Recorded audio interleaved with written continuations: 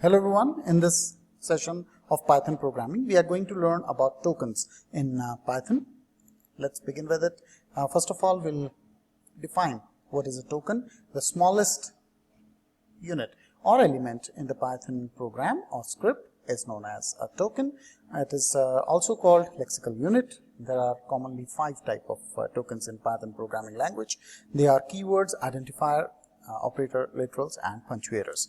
So now first of all, keywords. Keywords are the reserved words of Python programming language which have a special meaning in that language which is conveyed to the interpreter. Now here is a list of keywords used in Python programming language. You can see most of them are in lowercase letters, but only 3 like false, true and none having their first alphabet capital.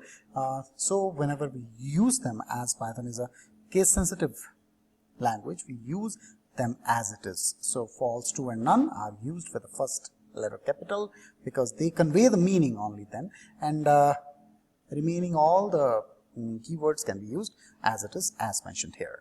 So next is identifier. Identifier is basically name given to the programming elements like variable names, object name, class names, functions, list, dictionary names by the users, by the programmer, right? So there are some naming rules associated with it. A name cannot be a keyword, and it should not have any space in between, and it should be made up of only letters, numbers and underscore, a combination of them. But the condition is, rule number 3, it should not begin with a number, though number may be contained in between. So here are some valid identifiers like my name, it's a mix of capital and small letters, underscore are number, that is it can begin with underscore, it's valid. F is capital, ILE is small, 13 is also there, so it's a mixed type of thing, but it's valid. Employee got all in the lowercase, it's valid. When here underscore is there, numbers are there, and your capital letters are there, they're all valid identifiers. But when we talk about some invalid identifiers, here video recording is a name given to some programming element. In this identifier we have used hyphen. Hyphen is basically a special character which is not allowed in identifiers. And in the second one, 2020 are number. In this it is starting with a digit which is not allowed at all. And third one is continue. Continue is a keyword, and keywords cannot be identified. This is a thumb rule. And the last one I have taken here is employee.code.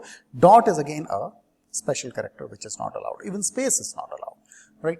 Now, then comes to the literals. Literals are basically constants. They are the data items that have fixed or constant values throughout the execution of the program, and they can be string literals, numeric literals, boolean literals, and a special one is none.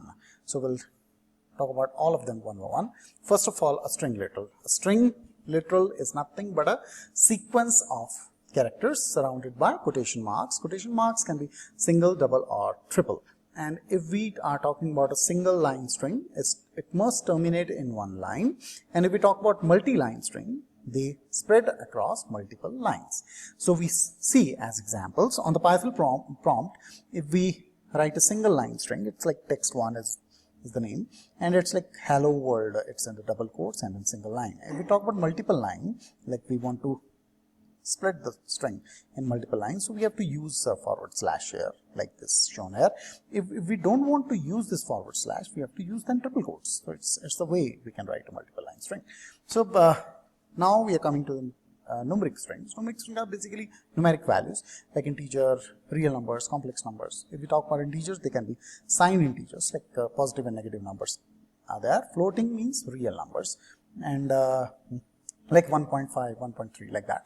And complex number have a real part, imaginary part, iota is there, we'll talk about it. Now we'll take first the integer literals. They can be of a decimal form, which is a combination of the digits 0 to 9 because it has base 10, and example is there. And the octal number, octal form, which has a base 8, it normally begins with 0 and O, and in the hexadecimal form, it is having a base 16, it begins with 0 and X. It's a combination of numbers from 0 to 9 and A to F alphabets, as we know. And then we talk about the real literals or the floating point literals. They are basically a number which consists of integer part and fraction part. Integer part and fraction part is separated by a decimal point. Here you can see minus 13 is integer part. It's assigned int, and point is there. Point after that 0 is your fraction part. It can be in the exponential form also, in the scientific notation, which is 10 raised to power. So it's e, right? So complex number a plus bj. So j is basically imaginary number which is minus 1 under the root, and it is in mathematical term it is called iota, and a and b are the real numbers. So in combination, this is an example like 2 plus 3 iota or simple j. So 2 is a real part and 3j is the imaginary part, just like that. Next are the Boolean literals. They're used to represent the Boolean values like true and false, yes or no, 1 or 0. So this is true is for Boolean true and false is for Boolean false. You have to remember T and F are capital. In the similar way, none is also a special kind of literal which is used to indicate absence of value, and here also N is capital. Next token is our operators. Operators are the symbol or words that perform some kind of operation on some given values. Values are called operands in an expression and return a result. For example, we talk about an expression like a plus b. Here a and b are operands, plus is an operator, and a plus b together is an expression, and it returns a value which is the sum of a plus b. Okay, so here is a list of operators like arithmetic, bitwise, identity, relational, logical, shift, assignment, membership, arithmetic, assignment. So they are the operators, and here is the exact operators in these categories. We will talk about them in detail in a separate detailed sessions on operators. You can have a look. So last one is punctuators. Punctuators are the symbols that are used in the programming language to organize sentence structure, indicate the rhythm, or emphasize an expression or statements and the whole program structures. They are also sometimes referred as the delimiters. So some common punctuators are like single quote, double quote, hash, forward slash, all the kind of braces, @ comma, colon, dot. It's like that. So they are used to emphasize the expressions in the programming structure. So this is all about tokens in Python.